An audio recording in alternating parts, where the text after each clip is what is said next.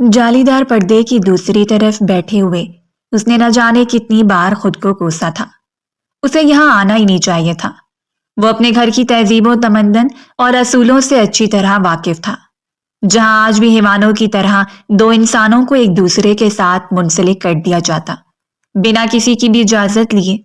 और यहाँ पर भी एक छोटे से मामले को इतना बढ़ाकर पेश किया गया था कि उसे उस नापसंदीदा लड़की को अपनी जिंदगी में शामिल करना पड़ रहा था।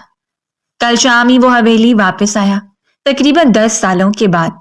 अभी तो उसके दिल में मौजूद बदगुमानी के बादल छटे ही नहीं थे कि उसके दिल पर बदगुमानी की एक मोटी तह दोबारा चढ़ा दी गई। उसके बाप ने उसके सामने वो ख्वाहिश रखी थी जो वो चाहकर भी पूरा नहीं कर सकता था।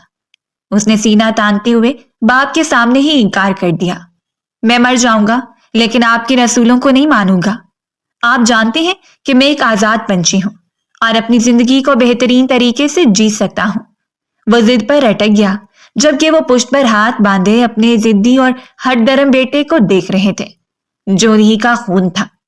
मैं भी देखता हूं कि तुम कैसे ये बात नहीं मानते। तुम करोड़ों की जायदाद से आंख होकर ये शान इज्जत कहां से हासिल करोगे? ये नाज नखरे, ये रख रखाव, ये खूबसूरत शहाना अंदाज कहां से आएगा बरखुदार? वो तंज करने से बाज नहीं आए और उसका चेहरा शिद्दत जज्बात से सुर्ख हो गया। आप ये भी करके देख लीजिए ताकि आपको यकीन हो जाए कि मैं आपकी दौलत के बगैर भी जिंदगी गुजार सकता हूं। वो कमरे से बाहर निकल आया और बाहरी दरवाजे की ओट में छुपी हुई मोड़े जल्दी से उसकी जान बढ़ी थी। उसने हाथ बढ़ाते हुए उन्हें सीने से लगा लिया, जिनके चेहरे पर खौफ रिकम था, और उसे मालूम था कि ये खौफ नोमान हमदानी के गुस्से की वजह से छाया हुआ है। तुम अपने बाप को इनकार नहीं करोगे और ये मेरा हुक्म है। उन्होंने एक बार फिर उसे अपनी मोहब्बत के जाल में फंसाना चाहा, लेकिन वो ये सब कुछ कैसे मान सकता था। उसने नरमी से उन्हें अपने साथ लगाया और अपने कमरे में आ गया। उन्हें बेड पर बिठाते हुए वो उनके कदमों में बैठ गया था। ये आपके शौहर के बनाए हुए खुद साख्ता असूल हैं, जिनसे मैं बचपन से नफरत करता आया हूं। आप आज भी उनका साथ दे रही हैं मोरे, हालांकि आप जानती हैं कि वो आज भी आपकी इज्जत नहीं कर पाए, सिर्फ इसी वजह से कि आप उनकी नस्ल से ताल्लुक नहीं रखती, सिर्फ इसी वजह से कि आप मोहब्बत में बदनाम होकर इस दहलीज तक आई हैं। और मोरे के चेहरे की जर्दी में इजाफा हो गया था। उन्होंने रोती हुई आंखों से उसे देखा और हाथ का प्याला बनाकर उसके दिलनशीन चेहरे को अपने हाथों में थाम लिया था, जैसे वो उनके लिए गोहरे नायाब हो। मैं अपनी ममता पर बात नहीं आने देना चाहती। मैं नहीं चाहती कि एक बार फिर ये बात दोहराई जाए कि एक बदजात औरत की औलाद ने उनके सामने सर उठाया है। खुदा के लिए अपनी मोरे पर रहम खाओ। उन्होंने उसके सामने हाथ जोड़ दिए थे और वो तड़प उठा। जल्दी से अपनी मां के हाथों को थामते हुए उसने जाने कितनी बार उन्हें चूम डाला था। आपके लिए जान भी कुर्बान है मोरे, लेकिन याद रखिएगा, मैं कभी भी उस लड़की को भी बीवी का दर्जा नहीं दूंगा। वो कभी भी दानियाल हमदानी की बीवी नहीं बन पाएगी, और वो हद से ज्यादा मजबूर हो चुकी थी। वो नहीं चाहती थी कि उस मासूम लड़की की जिंदगी बर्बाद हो, लेकिन बात उनकी तरबियत की थी, सो उन्हें खामोशी इख्तियार करना पड़ी। अपने बेटे के मिजाज को देखकर उन्हें यकीन था कि जिस रोज वो उसकी खूबसूरती से आशना होगा, उस रोज उसका गर्विदा हो जाएगा।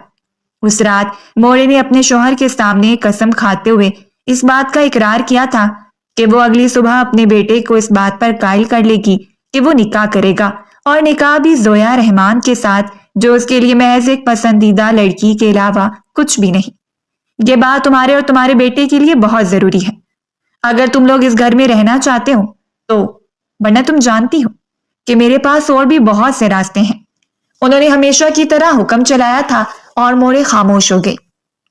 और फिर अगले दिन वो हकीकत में मान चुका था। घर में एक छोटी सी तकरीब रखी गई और इस तकरीब में हवेली के लोगों के अलावा बाहर से चंद ही लोग शामिल थे। शायद नोमान हमदानी को यह निकाह इमरजेंसी में करना पड़ रहा था, इसीलिए उन्होंने अपने बेटे के इतनी खास दिन के लिए किसी शहाना तकरीब का इनेकाद नहीं किया था। हालांकि ये उनकी फितरत के बिल्कुल बरक्स था, लेकिन उसके पीछे छुपी हुई मसलहत से वो अभी भी नावाकिफ था। वो नहीं जानता था कि आखिर ये सब कुछ क्यों किया जा रहा है। उसने 10 साल पहले उस मासूम सी छुई मुई लड़की को देखा था जो तकरीबन उससे 6 साल छोटी थी। وہ جانتا تھا کہ حویلی میں تعلیم کا نظام رائج نہیں ہے۔ یہاں سے جانے کے بعد بھی اسے اندازہ تھا کہ یہاں کے اصولوں میں کوئی فرق نہیں آیا ہوگا۔ چاہے زمانہ کتنا ہی ماڈرن ہو جائے، اس کے باپ دادا کے اصول ہمیشہ ایک جگہ پر قائم رہے ہیں۔ اسے مسئلہ اس بات سے تھا کہ وہ لڑکی انکار کر سکتی تھی، وہ بتا سکتی تھی کہ ان دونوں کے معیار میں زمین آسمان کا فرق ہے، لیکن شاید اس نے بھی خود غرضی کا مظاہرہ کرتے ہوئے اپنے لیے ایک ایسے شخص کا انتخاب کر لیا جو بالکل پرفیکٹ تھا۔ قبولیت کے مراحل طے کرتے ہوئے بھی اس کے چہرے پر واضح بیزاری نظر آ رہی تھی۔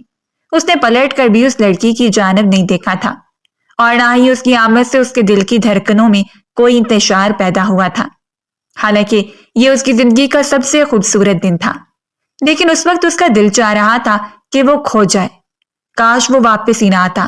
لیکن اس کے باپ نے ایموشنل بلیک میلنگ کا سہارا کرتے ہوئے ایک بار پھر موڑے کو استعمال کیا تھا اور اسے واپس آنا پڑا، اور یہاں آنے کے بعد جو مصیبت اس کے گلے میں ڈال دی گئی تھی وہ اس مصیبت سے بے خبر تھا۔ صرف ایک سوال اور وہ لڑکی اپنے سارے حقوق کے ساتھ اس کی زندگی میں داخل ہو گئی۔ نکاح نامے پر دستخط کرتے ہوئے اس نے خاصا بدمزگی کا مظاہرہ کیا تھا، بالکل اسی طرح جیسے وہ کسی پر احسان کرتے ہوئے اپنا نام گھسیٹ رہا ہو، جبکہ دوسری جانب کپکپاتے ہوئے ہاتھوں سے وہ بڑی مشکل سے اپنا نام لکھ رہی تھی، جیسے اسے لکھنے میں بھی اچھی خاصی دشواری کا سامنا ہو۔ اس نے بس ایک پل کے لیے ایک نظر ہی اس کے ہاتھ پر ڈالی تھی اور پھر نظروں کا رخ تبدیل کر لیا۔ میں آپ کو اتنا مجبور کر دوں گا کہ آپ کو اپنے فیصلے پر پچھتانا ہوگا۔ جو کچھ آپ آج تک مورے کے ساتھ کرتے آئی ہیں، میں وہ سب کچھ دہراؤں گا تاکہ آپ کو اندازہ ہو جائے کہ کسی کی بیٹی کے ساتھ ظلم و زیادتی کرنے کا خسارہ کتنا بڑا ہوتا ہے۔ نکاح ہو چکا ہے اور جلد ہی رخصتی کی تقریب اتنی شاندار ہوگی کہ پورے علاقے کو اچھی طرح علم ہو جائے گا کہ نعمان ہمدانی کے صاحبزادے کی شادی ہوئی ہے۔ اپنی مونچھوں کو تاؤ دیتے ہوئے نعمان ہمدانی نے اعلانیہ کہا تھا اور وہ وہاں سے نکلتا چلا گیا۔ اس نے گھونگھٹ تک پلٹنا ضروری نہیں سمجھا تھا۔ اس کے دل و دماغ پر جس چیز کا قبضہ تھا وہ اسے بار بار ستا رہی تھی، اور اس لڑکی کو اپنے سامنے اس روپ میں دیکھنا اس کے لیے ناقابل برداشت تھا۔ وہ سیدھا اپنے کمرے میں چلا آیا اور پھر آتے ہی کمرے کا دروازہ بند کر دیا۔ وہ نہیں چاہتا تھا کہ اب اس وقت کوئی بھی اس کے ساتھ فضول بحث و مباحثے کے لیے آ جائے۔ مورے اس کے کمرے میں کھانا دینے کے لیے آئی تھی، لیکن اس روز اس نے انہیں بھی واپس بھیج دیا۔ وہ نہیں چاہتا تھا کہ وہ کسی کا بھی سامنا کرتا۔ اس نے ناپسندیدہ رشتے میں منسلک ہونے کے بعد اسے یوں محسوس ہو رہا تھا جیسے اس کا مستقبل تباہ ہو چکا ہے۔ 10 سال بیرون ملک گزارنے کے بعد اس نے طرح طرح کے حسن سے متعارف ہو کر دیکھا تھا۔ بااعتماد نیم اوریاں لڑکیاں اسے بری طرح متاثر کرتی تھیں۔ ایسا نہیں تھا کہ وہ اپنی تہذیب و تمدن بھول چکا تھا، لیکن ایک مرد کی کمزوری ہوتی ہے کہ وہ عمومی طور پر ایسی لڑکیوں میں انٹرسٹ لیتا ہے جو ان کے ساتھ قدم سے قدم ملا کر چلے، لیکن شاید انہیں بیوی کے روپ میں ایک باپردہ اور حیادار لڑکی اچھی لگتی ہے۔ اس کی بھی خواہش تھی کہ اس کی بیوی حیادار اور باپردہ لڑکی ہو، لیکن اس نے یہ کبھی نہ سوچا تھا کہ وہ ایک جاہل، پینڈو اور گنوار لڑکی ہوگی جس نے گاؤں میں پلنے بڑھنے کے بعد لوگوں سے بات کرنا تک نہ سیکھا ہو۔ اس نے ابھی تک زویا کی شکل تک نہیں دیکھی تھی۔ اس کے ذہن میں اس کی وہی بچپن کی تصویر تھی اور اس کی کوشش بھی یہی تھی کہ وہ جب تک یہاں رہے اس کی شکل بھی نہ دیکھے۔ اس کے باپ نے ساری زندگی موڑے اور اس پر اپنی مرضی مسلط کی تھی، لیکن وہ اپنے اصول خود بنانے والا شخص تھا۔ وہ نعمان ہمدانی کا بیٹا تھا اور اپنی ضد اور ہٹ درمی کی وجہ سے پورے گاؤں میں مشہور تھا، لیکن آج اس طرح اس کے پیروں کو زنجیروں سے باندھ دیا گیا تھا، اسے اس بات سے بھی شدید کفت ہو رہی تھی۔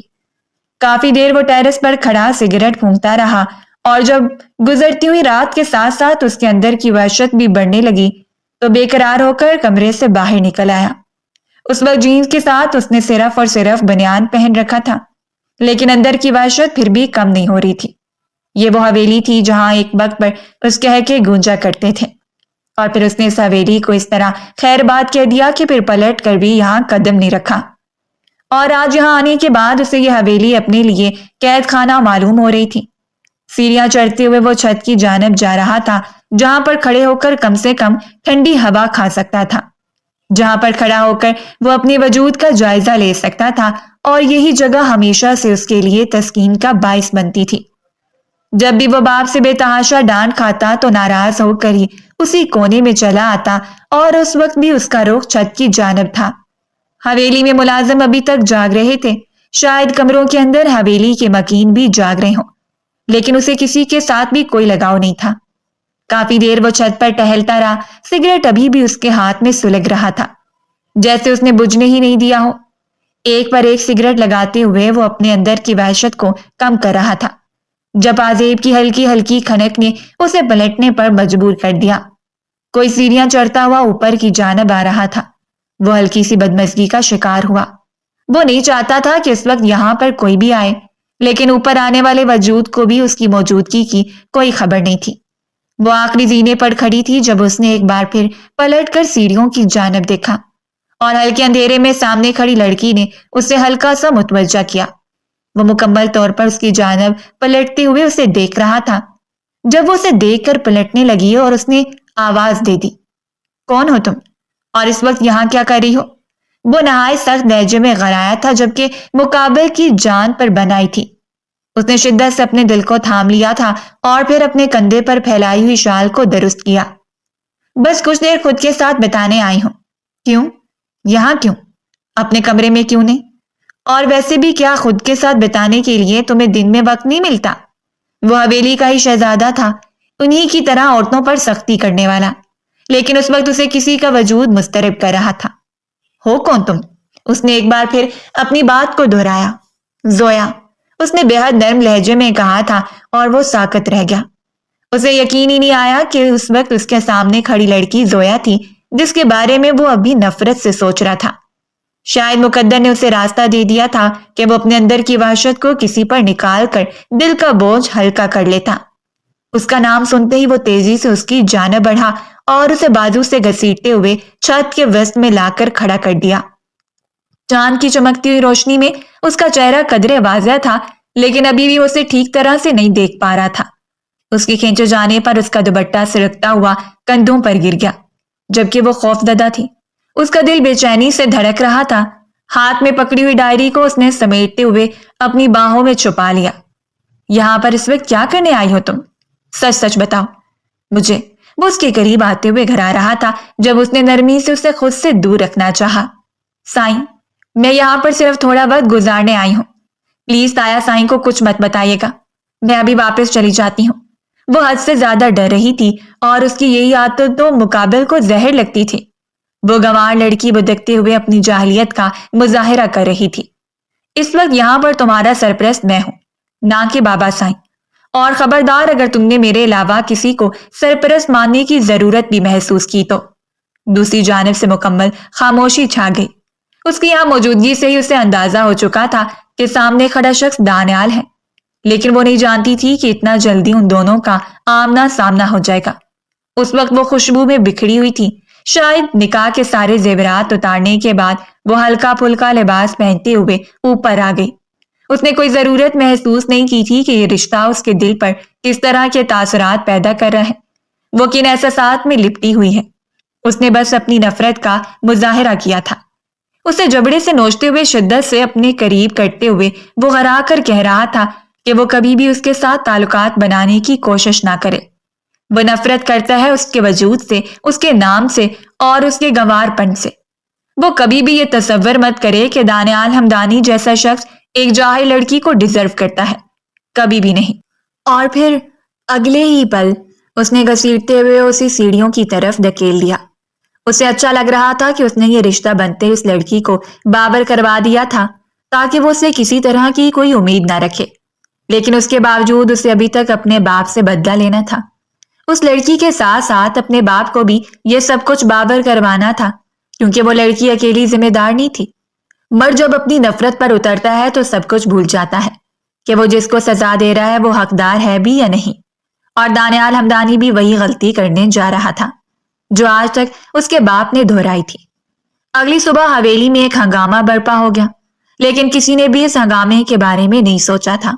اس نے صبح اٹھتے ہی اپنا سامان پیک کرنے کے بعد حویلی میں ہنگامہ مچا دیا تھا کہ وہ زویا نامی لڑکی کو اپنے ساتھ لے کر جا رہا ہے، کیونکہ وہ اب اس کی بیوی ہے اور وہ کسی بھی طرح کی رخصتی کو نہیں مانتا۔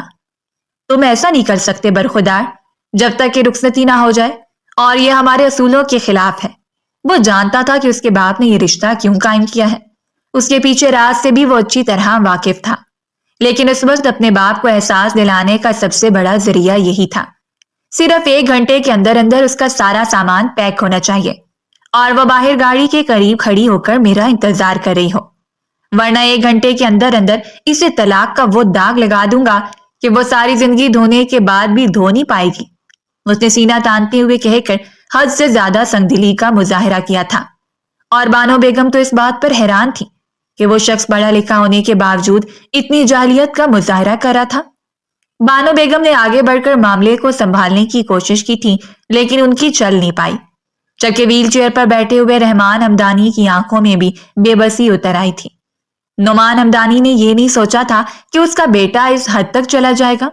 اس نے کوشش کی تھی کہ وہ اس لڑکی کو اپنے پاس روک لیں، لیکن ان کے بیٹے نے ان کی ہر کوشش کو ناکام بنا دیا تھا، اور ٹھیک 1 گھنٹے کے اندر اندر اپنے سارے سامان کے ہمراہ وہ گاڑی کے قریب کھڑی تھی۔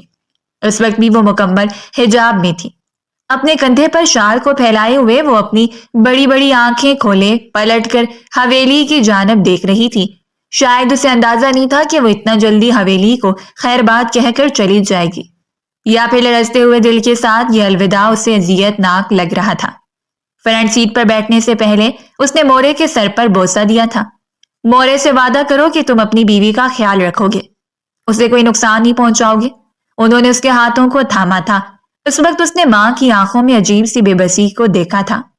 بس یہ وعدہ نہیں کر سکتا، میں اسے واپس لے کر آؤں گا، اسی حویلی میں چھوڑنے کے لیے زندہ سلامت، لیکن اس وقت آپ کو ہمیشہ کے لیے اس حویلی سے آزادی مل جائے گی۔ میں آپ کو ساتھ لے کر چلا جاؤں گا، بس تھوڑا انتظار کیجیے گا میرا۔ اس نے ماں کو تسلی دی تھی اور ڈرائیونگ سیٹ پر آ بیٹھا۔ اس کا بغاوت کی طرف اٹھتا ہوا پہلا قدم ہی نعمان ہمدانی کے ارادوں کو خاک میں ملا چکا تھا، اور اس کی عزت کو تار تار کر چکا تھا۔ وہ نہیں جانتا تھا کہ وہ لوگوں کو کیا جواب دے گا۔ کل اس نے اعلانیہ طور پر کہہ دیا ہے کہ وہ رخصتی بعد میں کریں گے، اور آج ان کا بیٹا رخصتی کے طور پر ان کی بہو کو اپنے ساتھ لے کر چلا گیا ہے۔ لیکن یہ بات قابل اطمینان تھی کہ وہ اسے بیوی کے درجے پر فائز کرنے کے لیے ساتھ لے کر گیا تھا، حالانکہ انہیں امید نہیں تھی کہ وہ کبھی بھی اسے بیوی کے طور پر تسلیم کرے گا۔ اسے چھوٹے سے فلیٹ میں آ کر وہ ابھی بھی اپنے دھڑکتے ہوئے دل کو نہیں سنبھال پائی۔ شہر کے ہنگامے، یہاں کی روشنیاں اور یہاں کا چلتا پھرتا ماحول اسے حد سے زیادہ ڈسٹرب کر رہا تھا، اور سب سے بڑی وجہ یہ تھی کہ اس کے عقب میں بیٹھا ہوا شخص اسے مکمل طور پر لاپرواہ تھا۔ اس کے ساتھ جتنا ضروری رشتہ بن چکا تھا وہ اس کے علاوہ کسی کے بارے میں نہیں سوچ سکتی تھی، لیکن اس وقت اس شخص کی موجودگی اسے اذیت میں مبتلا کر رہی تھی۔ وہ نہیں جانتی تھی کہ وہ اس کے ساتھ کیسا سلوک کرے گا، جبکہ دوسری جانب ان گہری سوچ میں ڈوبے ہوئے دانیال نے سوچ لیا تھا کہ وہ ایک عرصہ اپنے باپ کے پیسوں سے، اس کی دولت سے الگ رہ کر اسے یقین دلائے گا کہ دانیال ہمدانی کس چیز کا نام ہے۔ اس وقت وہ جس فلیٹ میں آیا تھا وہ اس کے دوست کا فلیٹ تھا، لیکن اس نے پختہ ارادہ کر لیا تھا کہ وہ جلد ہی اس فلیٹ کی قیمت ادا کرنے کے بعد اسے اپنا بنا لے گا۔ اس کے دوست نے ساری تیاری کر لی تھی۔ دروازے پر اسے اتارنے کے بعد وہ خود بھی اتر آیا۔ سامان اندر رکھتے ہی ایک ملازمہ ان کی جانب بڑھی تھی اور سلام کیا، جبکہ دانیال نے بہت نرمی سے جواب دیا تھا، کمرہ تیار ہے صاحب، لائیے میں آپ کا سامان اندر منتقل کر دیتی ہوں۔ صبا نامی ملازمہ شدت سے ان کی منتظر تھی۔ یہ سامان کمرے میں رکھوا دو، جبکہ اس لڑکی کا سامان گیسٹ روم میں رکھوا دو۔ اس نے حیرت سے پلٹ کر دیکھا تھا، لیکن وہ صبا سے مخاطب تھا۔ صبا نے اس کو سارا سامان گیسٹ روم میں شفٹ کروا دیا۔ شاید اس نے گیسٹ روم کی صفائی نہیں کی تھی۔ ڈسٹ اور بکھرے ہوئے سامان نے اس کا استقبال کیا۔ وہ شرمندہ سی دہلیز میں کھڑی تھی۔ معذرت کرتی ہوں بی بی جی، مجھے اندازہ نہیں تھا کہ آپ… وہ شاید بات کو جاری رکھنا چاہتی تھی، لیکن اس نے سب کو جانے کا اشارہ کر دیا اور وہ خاموشی سے پلٹ گئی۔ اور اس روز کے بعد اس کے لیے ایک نئے قید خانے کا آغاز ہوا تھا۔ اس شخص نے ایک بار بھی پلٹ کر نہیں پوچھا تھا کہ وہ کس حال میں ہے، اس قید خانے میں خوش بھی ہے یا مطمئن۔ بس اس نے صبا کو یہ آرڈر دے رکھا تھا کہ جب تک وہ گھر میں ہو گیسٹ روم کا دروازہ بند ہو، اور جب وہ گھر سے چلا جائے اس وقت دروازہ کھولا جائے۔ اسے آرڈر دیا گیا تھا کہ وہ گھر میں کال کر کے بتا دے کہ کوئی بھی اس سے کسی قسم کا رابطہ نہ رکھے، کیونکہ وہ یہاں کسی سے کوئی رابطہ نہیں رکھنا چاہتی۔ ہاں، اگر کوئی اس کا حال احوال جاننا چاہتا ہے تو اس کے شوہر سے رابطہ کر سکتا ہے۔ اور اسے اس بات کا یقین تھا کہ حویلی کے مکینوں کو اپنی عزت حد سے زیادہ عزیز ہے۔ وہ عزت پر کبھی بھی کمپرومائز نہیں کر سکتے، چاہے پھر اس معصوم سی بے ذرہ لڑکی کی جان ہی کیوں نہ نکل جائے۔ اپنی سیونگ سے اس نے ایک ہلکے پھلکے سے کام کا آغاز کیا۔ شیرازی اس کا بہترین دوست تھا اور پاکستان میں ہمیشہ سے اس کے لیے ایکسپورٹڈ ہینڈ تھا۔ شیرازی کے باپ کا اچھا خاصا بزنس تھا اور اب وہ اپنے باپ کا سارا بزنس سنبھال رہا تھا۔ شیرازی نے اسے آفر کی تھی، لیکن اس کی آفر کو ٹھکراتے ہوئے وہ کچھ اپنے بلبوتے پر کرنا چاہتا تھا، اور وجہ تھی خاندانی ضد اور جنون۔ شیرازی کے ساتھ بیٹھا دیر تک بات چیت کرتا رہا اور بات چیت کے دوران اس نے نکاح کا بھی تذکرہ کر دیا۔ شیرازی حیرت سے اسے دیکھتا رہا۔ تم نے اس لڑکی سے نکاح کیا ہے تو اس کے ساتھ زندگی کی شروعات کر لو، میرے خیال میں یہی تمہارے حق میں بہتر ہے۔ نہیں، یہ میرے حق میں بہتر نہیں ہے، اور نہ ہی میں اس قسم کی کوئی لڑکی ڈیزرو کرتا ہوں جسے یہ تک معلوم نہ ہو کہ 4 لوگوں کے درمیان بیٹھ کر کھانا کیسے کھایا جاتا ہے۔ شیرازی حیرت زدہ تھا، اسے یقین ہی آیا کہ وہ اس طرح کی سوچ کا مالک ہوگا۔ تم اپنے جنون میں آ کر ایک ایسی زندگی کو برباد کر رہے ہو جو تم سے منسلک ہے۔ اور وہ اچھا خاصا شیرازی پر بھڑک اٹھا۔ اگر تمہیں اس کی اتنی ہی پرواہ ہے تو خود اس سے نکاح کر لو، میں اسے ابھی طلاق دوں کہ وہ اس کی بیوی ہے۔ اپنی بیوی کے لیے ایسے الفاظ استعمال کرتا ہوا دیکھ کر شیرازی نے لبوں پر قفل لگا لیا۔ اس رات ایک بار پھر وہ حد سے زیادہ ڈسٹرب تھا، اتنا کہ وہ بے مقصد ہی گاڑی سڑکوں پر دوڑاتا رہا۔ بچپن سے آج تک اس نے مورے کے ساتھ زیادتیوں کو دیکھا تھا، اور مورے، جن کا اصل نام درجانہ تھا، پٹھان فیملی سے تعلق رکھنی تھی۔ اس کے والد کی پھپھو کی بیٹی زہرا بیگم یزدان ہمدانی کی اکلوتی بیٹی تھی۔ 3 بیٹوں کے بعد چھوٹی بیٹی کی پیدائش نے انہیں اچھا خاصا خوش اور مطمئن کر دیا۔ ان کی فیملی کمپلیٹ تھی۔ انہوں نے ہمیشہ زہرا بیگم کو ہر فیصلے میں مقدم رکھا اور ہمیشہ اس کی رائے کو جاننے کی کوشش کرتے رہے۔ لیکن بدقسمتی سے زہرا بیگم نے وہ راستہ اختیار کیا جو کبھی بھی قابل برداشت نہیں تھا، اور ان کے ایک اٹھائے ہوئے غلط قدم نے اس کے باپ کی عزت کی بنیادوں کو ہلا کر رکھ دیا۔ وہ ایک پٹھان فیملی سے بلانگ کرنے والے لڑکے کو پسند کرنے لگی، اور پسندیدگی اتنی بڑی کہ وہ اس لڑکے کے بغیر سانس تک نہیں لے سکتی تھی۔ وہ لڑکا اور کوئی نہیں ان کے گھر میں محض ایک معمولی سا ملازم تھا جو کچھ عرصے سے یزدان ہمدانی کے گھر نوکری کی غرض سے آیا، اور وہیں ان دونوں نے ایک دوسرے کو بے پناہ پسند کر لیا۔ وہ سوچ بھی نہیں سکتے تھے کہ ان کی بیٹی اتنا غلط قدم اٹھائے گی۔ وہ چاند کی 14ویں رات تھی جس رات اس چھوٹے سے باغیچے میں یزدان ہمدانی نے خود اپنی آنکھوں سے اپنی بیٹی کو اس پٹھان شخص کی باہوں میں دیکھا تھا۔ وہ آگ بگولا ہو چکے تھے۔ انہوں نے بری طرح دلدار خان نامی شخص کو مارا اور اگلے ہی دن اسے یہاں سے نکال دیا تھا۔ ساتھ میں یہ دھمکی بھی دے ڈالی تھی کہ اگر آج کے بعد وہ ان گلیوں اور راہوں میں نظر آیا تو وہ اسے نیست و نابود کر دیں گے، اس کا نام و نشان مٹا دیں گے۔ لیکن دلدار خان اپنی دھن کا پکا تھا۔ اس نے محبت کی تھی اور زہرا بیگم کے ساتھ نبھانے کی قسمیں کھائی ہوئی تھی۔ 1 مہینے کے اندر اندر ہی وہ صحت یاب ہو کر واپس آ گیا، اور اس دوران زہرا کا باپ اسے مسلسل قائل کرنے کی کوشش کر رہا تھا کہ وہ اپنے چچا زاد سے نکاح کر لے، لیکن وہ اپنی ضد پر اٹکی ہوئی تھی۔ اس نے بیجا ضد تو نہیں دکھائی تھی، لیکن وہ اس بات کا مکمل یقین رکھتی تھی کہ دلدار خان واپس آئے گا، اور یہی ہوا۔ اس رات وہ ہمت کرتے ہوئے اس کے کمرے کی کھڑکی کو پھلانگتے ہوئے کمرے میں داخل ہو گیا، اور اسے اپنے کمرے میں دیکھ کر زہرا اس کے سینے سے جا لگی۔ اس رات انہوں نے وہ قدم اٹھایا جو اٹھائے جانے کے قابل نہیں تھا۔ زہرا نے حویلی کی دہلیز کو پار کر لیا اور دلدار خان کے ساتھ بھاگ گئی۔ یزدان ہمدانی اگر چاہتے تو اپنی بیٹی کو پاتال سے بھی نکال کر ڈال سکتے تھے، لیکن عزت کے مارے انہوں نے گہری خاموشی اختیار کر لی، اور محض 1.5 سال کے بعد ہی دلدار خان کی اچانک موت کے بعد جب ان کے خاندان والوں نے زہرا بیگم کو ٹھکرا دیا تو وہ بیٹی کے ہمراہ ایک بار پھر اسی دہلیز پر پلٹ آئیں، جس دہلیز کے متعلق انہیں اندازہ نہیں تھا کہ کوئی انہیں قبول بھی کرے گا یا نہیں۔ یزدان ہمدانی کے بیٹوں نے اس بات کو بنیاد بنانا چاہا، لیکن انہوں نے خاموشی اختیار کر لی اور اپنی بیٹی کو وہ گڑگڑاتا ہوا نہیں دیکھ پائے تھے، اور ان کی رحم دلی ہی ان کے لیے وبال جان ثابت ہوئی۔ انہوں نے معاف کر دیا اسے، لیکن اس کے بعد وہ بیمار رہنے لگی تھی، اور کچھ عرصے کے بعد اسے کینسر تشخیص ہوا۔ اس حویلی میں ہونے کے بعد اس کی عزت اور اہمیت بالکل ختم ہو گئی تھی۔ وہ زارا جبین سے ہٹ کر حویلی کی ایک معمولی ملازمہ بن گئی جو دن بھر کام کرتی اور بدلے میں اپنی بیٹی کا پیٹ پالتی تھی۔ کسی کو بھی علم کوئی مطلب نہیں تھا کہ وہ یہاں کی بیٹی ہے۔ سب لوگ اسے ایسے ٹریٹ کرتے تھے جیسے وہ ایک خادمہ ہے، اور وہ خود بھی اپنی حیثیت کو بہت اچھی طرح پہچانتی تھی۔ کچھ عرصے کے بعد اسے کینسر تشخیص ہوا جو اس کے لیے جان لیوا ثابت ہوا، اور وہ اپنی بیٹی درجانہ کو ان کے حوالے کر کے ہمیشہ کے لیے آنکھیں موند گئی۔ اس کی موت اور اس کی زندگی سے جڑی ہوئی کہانی ایک ایسا صدمہ تھا جس نے حویلی کی بنیادوں کو ہلا کر رکھ دیا، اور اگلی آنے والی نسل میں بیٹیوں پر خاصی پابندی لگا دی گئی، جبکہ بیٹوں کو بھی چند اصولوں کے درمیان پابند رکھا گیا تاکہ کوئی بھی اولاد غلط قدم اٹھانے کے بعد اپنے والدین کی عزت کو مٹی میں نہ ملائے۔ اور جب یزدان ہمدانی کا انتقال ہونے لگا تب انہوں نے اپنے پوتے نعمان ہمدانی سے ہی درجانہ کا نکاح کر دیا، جبکہ نعمان ہمدانی تو اپنی پھپھو کی وجہ سے ہی اس لڑکی سے بے تحاشا نفرت کرتا تھا جس کی ماں نے اسے نفرت کرنا سکھایا تھا، جس کے بارے میں یہ مشہور تھا کہ وہ حویلی کی ملازمہ کی بیٹی ہے، اس ملازمہ کی بیٹی جو کبھی بھی بیٹی کی مسند پر عیش کیا کرتی تھی، اور پھر اس نے کسی بدذات شخص کے ساتھ مل کر ان لوگوں کی عزت کا سودا کر دیا اور اس کے بعد اپنی اہمیت کو کھو دیا۔ اس دن کے بعد نعمان ہمدانی نے درجانہ پر وہ ستم ڈھائے جو بیان کرنے کے قابل نہیں تھے۔ اللہ نے چند سالوں کے بعد انہیں دانیال سے نوازا اور ان کی زندگی مکمل ہو گئی۔ وہ ہمیشہ ماں کی طرح صبر و شکر سے کام کرتی رہی، جبکہ دوسری طرف ان کے دوسرے بھائی رحمان ہمدانی کی شادی بانو بیگم سے ہوئی۔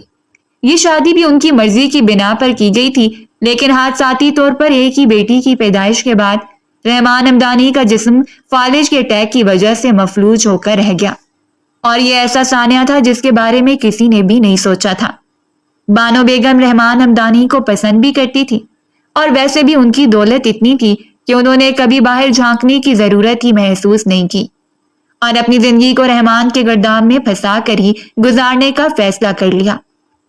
ان کی جان زویا میں بستی تھی۔ اس رات اس قید خانے سے تنگ آ کر وہ چلتے ہوئے اس کی دہلیز پر آئی تھی، صرف اپنے حق کی بھیک مانگنے کے لیے، صرف اس شخص سے مدد مانگنے کے لیے کہ وہ اسے اپنی دنیا میں نہ سہی لیکن باہر کی دنیا سے متعارف ہونے دے۔ وہ اس کے دروازے پر آئی اور دروازے پر ہلکی سی دستک دی، جبکہ اندر سے کوئی جواب نہیں آیا تھا۔ اس نے آہستگی سے دروازے کو کھول دیا اور اندر جھانکا۔ پانی گرنے کی آوازوں سے اسے اندازہ ہو گیا کہ وہ اس وقت واش روم میں تھا۔ وہ کچھ دیر صوفے پر ٹک گئی۔ اس کا انتظار کرنے کے لیے اس وقت وہ سمپل بلیک کلر کی شارٹ شرٹ اور ٹراؤزر میں ملبوس تھی۔ اس کا نکھرا نکھرا حسن اتنا دل آویز لگ رہا تھا کہ کوئی بھی اس بھوری آنکھوں والی لڑکی پر دل ہار جاتا، لیکن مقابل اسے اپنے کمرے میں دیکھ کر ہی اچھا خاصا دھاڑا تھا۔ اٹھو یہاں سے، یہاں کیا کری ہو تم؟ اس نے آگے بڑھتے ہوئے اسے جھنجھوڑ کر کھڑا کر دیا تھا، جبکہ اس کے ہاتھ کو سختی سے جھٹکتے ہوئے وہ بھی غصے میں آ گئی۔ آخر کوئی کتنا برداشت کر سکتا ہے؟ آج وہ اس کے سامنے اس کے مد مقابل آ کر کھڑی ہو گئی تھی۔ میں آپ سے اپنے حق کی بھیک مانگنے آئی ہوں، میں آپ سے اجازت لینے آئی ہوں کہ مجھے اس قید خانے سے باہر نکلنے دیں، ورنہ میں پاگل ہو جاؤں گی، میرا دم گھٹ جائے گا۔ اس کی بری آنکھوں کے کنارے بھیگے ہوئے تھے، اور ایک پل کے لیے اس نے شدت سے اس کی گہری آنکھوں میں دیکھا۔ اسے اندیشہ ہوا تھا کہ اگر وہ مسلسل اس کی آنکھوں میں دیکھتا رہا تو ہو سکتا ہے کہ اپنا کنٹرول کھو دے۔ اس کا دل حد سے زیادہ دھڑک اٹھا تھا۔ اس نے آج تک جتنی بھی خوبصورت لڑکیوں کو دیکھا تھا، اس لڑکی کا حسن ان پر سبقت لے جاتا تھا۔ یعنی تم یہ چاہتی ہو کہ میں تمہیں یہاں سے باہر نکلنے دوں تاکہ پھر تمہیں ڈھونڈنے کے لیے سڑکوں پر مارا مارا پھرتا رہوں؟ جانتی بھی ہو کہ یہاں کے نظام کتنے سخت ہوتے ہیں؟ کیا تمہیں اندازہ ہے کہ یہاں تمہارے گوار پن سے زیادہ سلیقہ مندی کی ضرورت ہے؟ وہ دھاڑ رہا تھا، اور وہ اچھی طرح جانتی تھی کہ صبا اس کی باتوں پر ضرور متوجہ ہوگی۔ ایک ملازم کے سامنے اس لہجے میں اس سے بات کرتا ہوا دیکھ کر اسے حقیقت میں دکھ ہوا تھا۔ چلا کر بات کرنا بند کریں دانیال ہمدانی، میرے باپ نے کبھی اس لہجے میں مجھ سے بات نہیں کی، اور نہ ہی میں اس لہجے کی عادی ہوں۔ پھر نہ جانے اس نے کیوں بہادری کا مظاہرہ کیا تھا۔ جب مقابل نے اسے سختی سے جبڑے سے دبوچ لیا، اسے اپنا جبرا ٹوٹتا ہوا محسوس ہوا۔ اس کی زلفوں میں ہاتھ ڈالتے ہوئے اس کے سر کو اپنے سامنے لا کر اس کی آنکھوں میں دیکھ کر غرا رہا تھا، خبردار اگر میرے سامنے یہ زبان کھولنے کی ضرورت بھی محسوس کی تو میں اسے کاٹ کر کتوں کے سامنے ڈال دوں گا۔ تو میرے سر پر مسلط ہونے والا وہ بوجھ ہو جس نے مجھے پاگل بنا دیا ہے، تم نے اور تمہارے چچا نے مل کر وہ ہتھ کنڈا استعمال کیا ہے جس سے وہ مجھے قید کر لیں گے، لیکن میں اس قید میں آنے والا نہیں ہوں۔ میں تمہیں ناکو چنے چبوا دوں گا تاکہ یہاں سے فرار حاصل کرنے کے بعد تم بتاتی پھرو کہ دانیال ہمدانی کی زندگی میں دخل اندازی کا انجام کیا ہوتا ہے۔ اس کی باتوں کے زہر کو محسوس کرتے ہوئے وہ شدت سے رو پڑی تھی۔ اسے اندازہ ہی نہیں ہوا تھا کہ وہ شخص اس حد تک اس سے نفرت کر سکتا ہے۔ کیا میں اس نفرت کی وجہ جان سکتی ہوں؟ وہ درد سے سسکتے ہوئے اس بار نرم لہجے میں بولی تھی۔ میں تم سے نفرت کرتا ہوں صرف اس لیے کہ تم میرے قابل نہیں ہو۔ کیا تم نے کبھی خود کو آئینے میں دیکھا ہے؟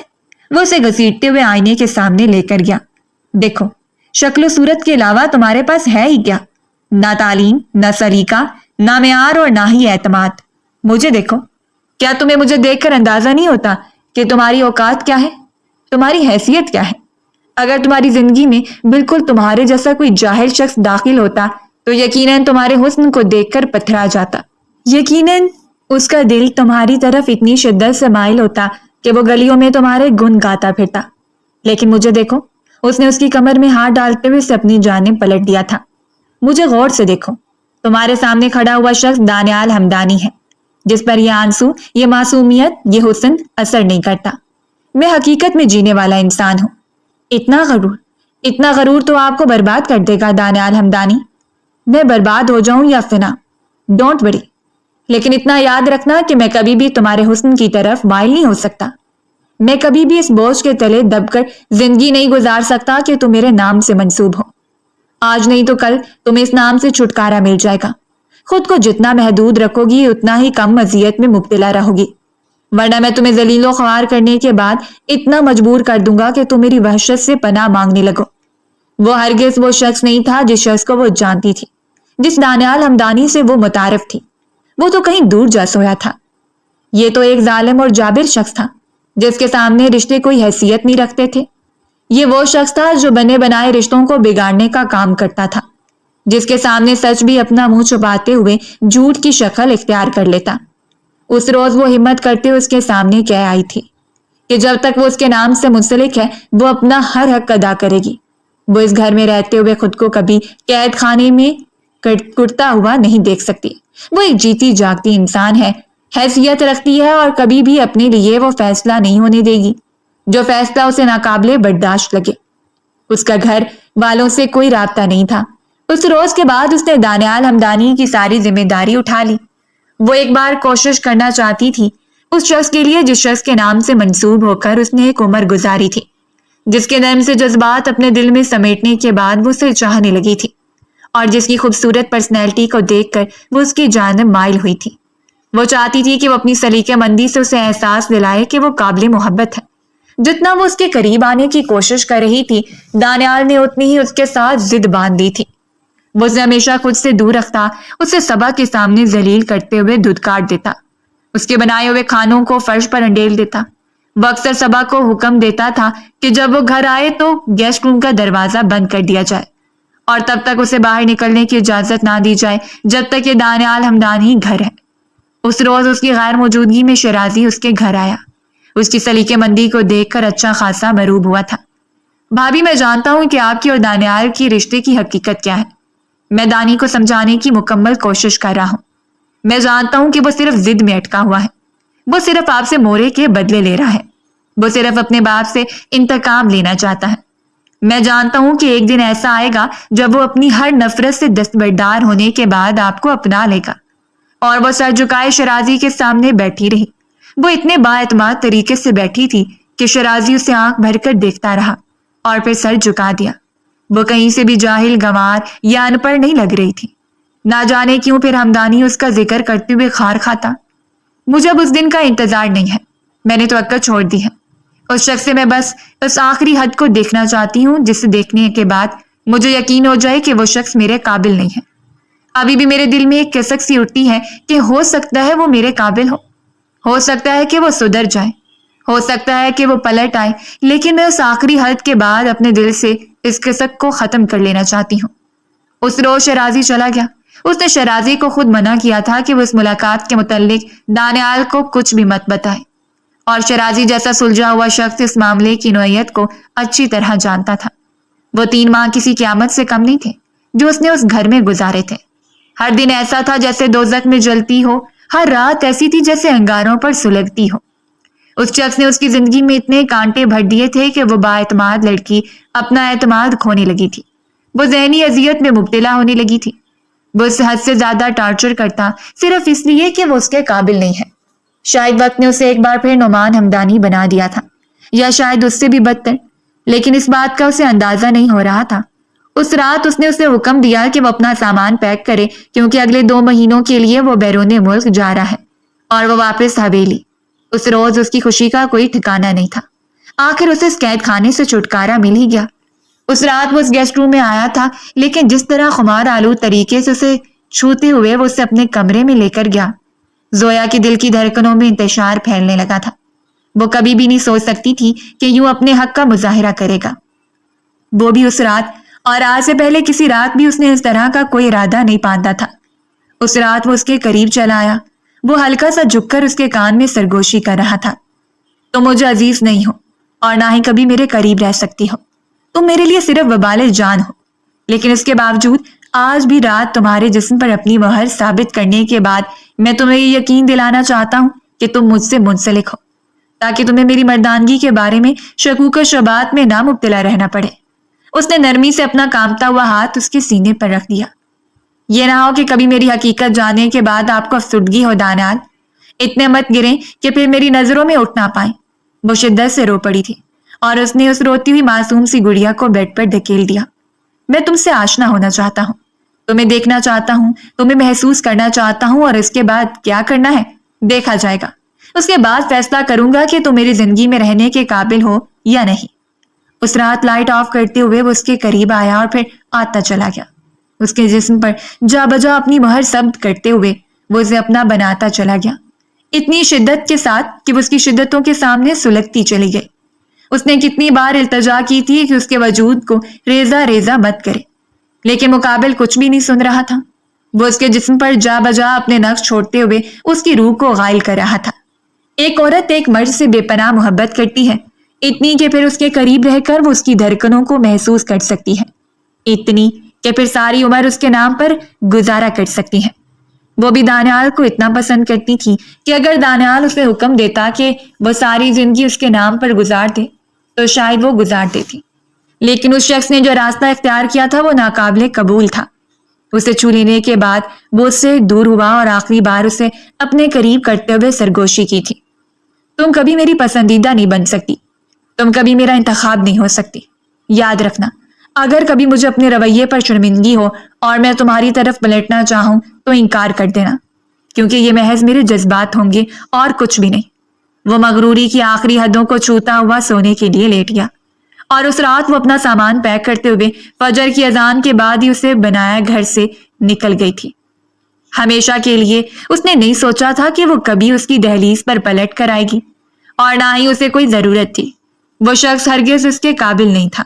بالآخر اس نے اپنے دل میں موجود اس آخری کسک کو بھی ختم کر دیا، جسے ختم کرنے کے لیے وہ اس کی دہلیز پر پڑی رہی، اس کے ہر ظلم و ستم کو برداشت کرتی رہی۔ ہر شخص برداشت کرنے کی ایک حد رکھتا ہے، اور جب دوسرا انسان اس حد سے تجاوز کر جاتا ہے تو پھر وہ اپنی نظروں میں گر جاتا ہے، اتنی شدت کے ساتھ کہ پھر اٹھنے کے قابل ہی نہ رہے۔ اور اس نے اپنی نظروں میں خود کو اتنا گرا لیا تھا کہ اب اسے کوئی فرق نہیں پڑتا تھا کہ وہ اسے بھول جائے یا یاد رکھے۔ اگلے روز ہی دوپہر کی فلائٹ کے ساتھ وہ کینیڈا چلا گیا۔ 2 ماہ کے لیے جو بزنس اس نے سیٹل کیا تھا وہ اس کے حوالے سے ہی چھان بین کر رہا تھا۔ صبا نے اسے بتا دیا تھا کہ وہ صبح ہوتے یہاں سے نکل گئی ہے، اپنے سارے ساز و سامان کے ساتھ اپنے وجود کو سمیٹتے ہوئے، لیکن شاید وہ کچھ ایسا اس کے وجود میں چھوڑ کر گئی تھی کہ اسے خود سے منسلک ہونے کا احساس دلاتی رہے۔ کینیڈا پہنچتے ہی اس نے سب سے پہلے مورے سے رابطہ کیا تھا۔ وہ مورے کو بتانا چاہتا تھا اور شاید یہ بھی جاننا چاہتا تھا کہ وہ حویلی گئی ہے یا نہیں، اور مورے اس کے سامنے شدت سے رو رہی تھی۔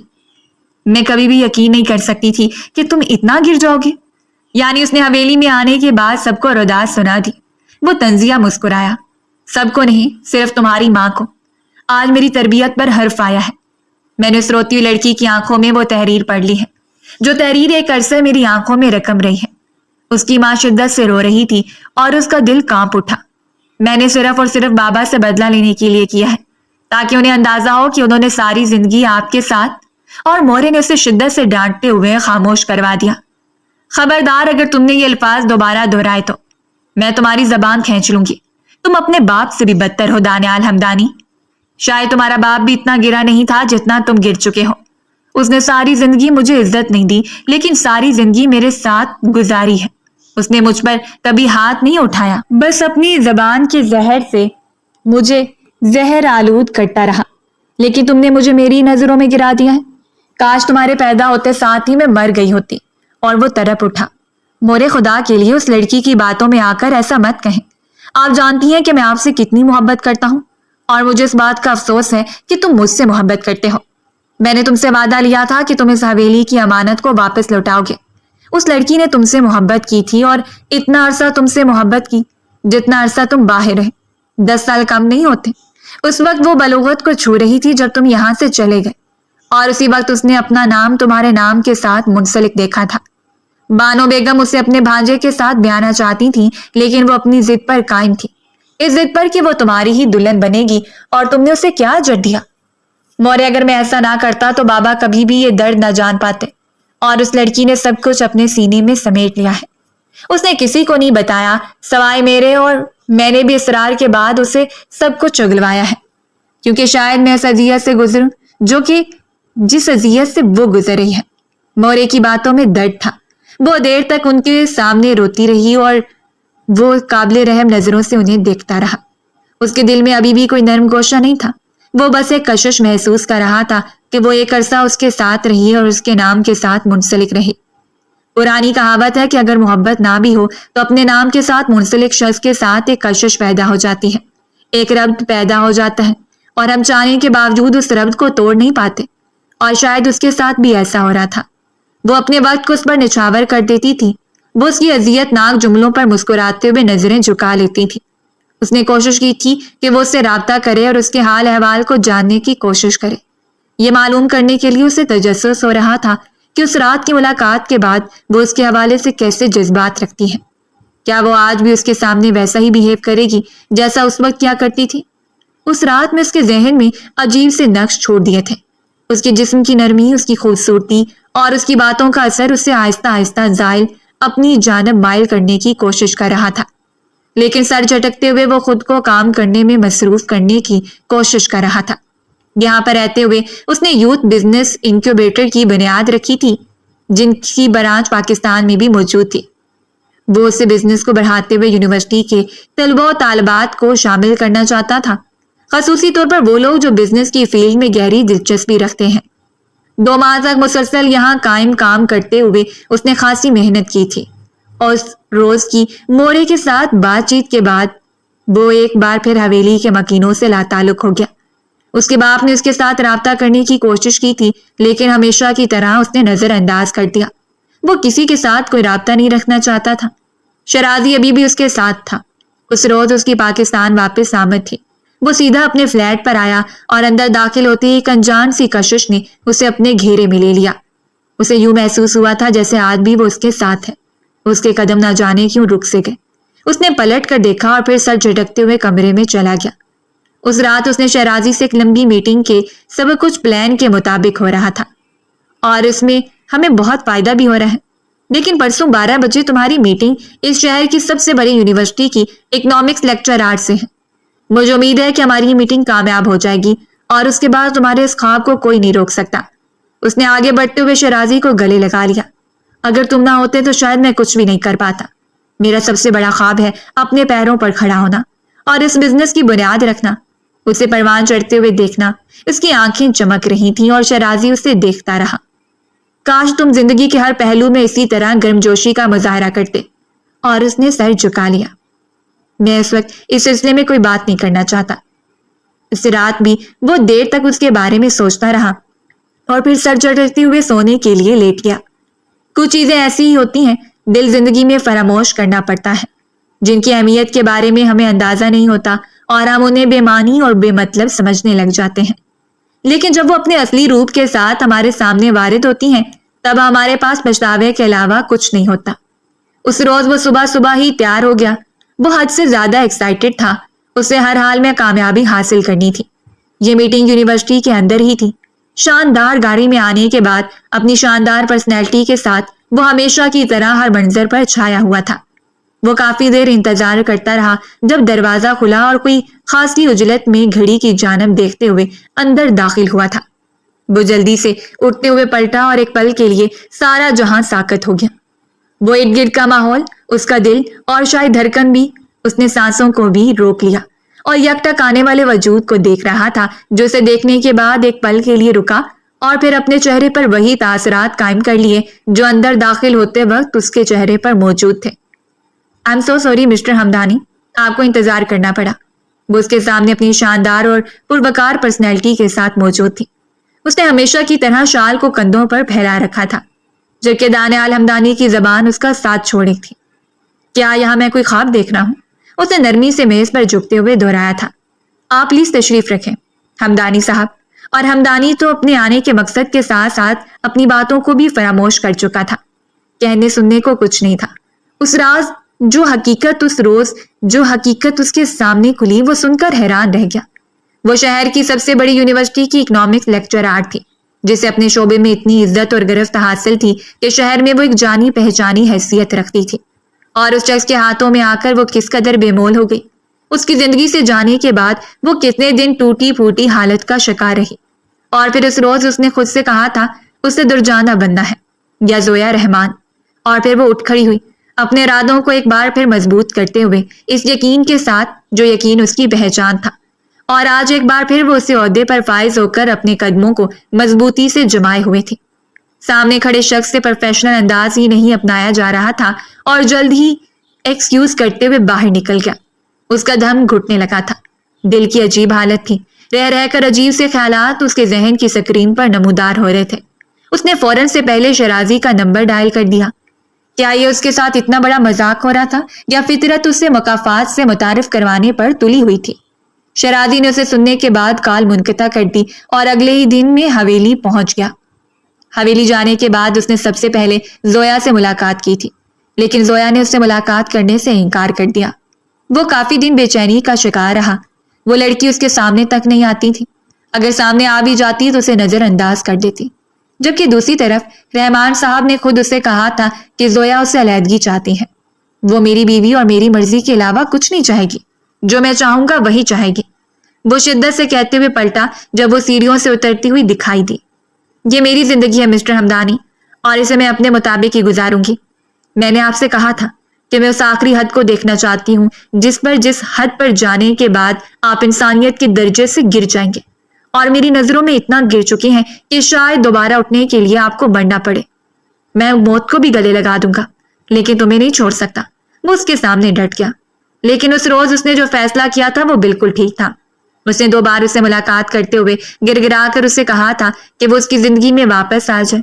اس کی ماں دل سے چاہتی تھی کہ وہ اس کی بہو کے درجے پر فائز رہے، لیکن اس لڑکی نے وہ ضد اختیار کی کہ اس نے آخری وقت تک اپنی ضد کو نہیں چھوڑا تھا۔ وہ شخص سب کو جیتنے کے بعد ہار گیا تھا۔ وہ اگر چاہتی تو اس سے پہلے ہی اپنی حیثیت کے متعلق بتا دیتی۔ وہ اسے بتا دیتی کہ جس سے جاہل اور گنوار سمجھتے ہوئے وہ اتنی نفرت کا مظاہرہ کرتا ہے وہ ہرگز جاہل نہیں ہے، لیکن وہ نہیں چاہتی تھی حاصل کردہ مقام کے متعلق بتانے کے بعد وہ مقام حاصل کرے جس کی وہ حقدار ہے۔ اسے بھیک میں مانگی ہوئی چیزوں کی کوئی ضرورت نہیں تھی۔ طلاق کے کاغذات تیار تھے۔ اس نے جتنا ہردرمی کا مظاہرہ کیا تھا وہ اتنا ہی سب کے سامنے ڈٹ کر کھڑی ہو گئی اور للکار کر کہا تھا کہ وہ اس شخص کے ساتھ ایک پل بھی نہیں رہ سکتی۔ کسی کو بھی اصل معاملے کا علم نہیں تھا، اصل معاملہ وہ جانتے تھے۔ اس نے دوبارہ بات کرنے کو دہرانا ضروری نہیں سمجھا تھا۔ جو گزر گیا سو گزر گیا۔ اس روز طلاق نامے پر دستخط کرتے ہوئے نہ جانے کی اس کی آنکھیں بھیگنے لگی تھیں۔ اس نے سب کچھ پانے کے بعد کھو دیا۔ کبھی کبھی مقافات ہمیں اتنا جلدی اپنی اہمیت کا احساس دلواتا ہے کہ ہمارے پاس کہنے سننے کو کچھ باقی نہیں رہتا، اور شاید اس کے ساتھ بھی ایسا ہی ہوا تھا۔ اسے اپنی حیثیت کا اندازہ بہت اچھے طریقے سے ہو چکا تھا۔ اگر وہ چاہتی تو اس شخص کے ساتھ دوبارہ اپنی زندگی کی شروعات کر سکتی تھی، لیکن ایک عورت کی ضد نفس کا بھی اس بات کی اجازت نہیں دیتی کہ وہ ایک ایسے شخص کا دوبارہ انتخاب کرے جس شخص نے اسے اپنی ہی نظروں میں گرانے کی کوئی کسر نہ چھوڑی ہو۔ اور وہ دانیال ہمدانی انہی لوگوں میں سے تھا جو عورت کو پاؤں کی جوتی تصور کرتے ہیں، نہ کہ سر کا تاج۔ اور یہ ایک ایسا معاملہ تھا جس کا افسوس دانیال ہمدانی کو شاید ساری زندگی رہتا ہے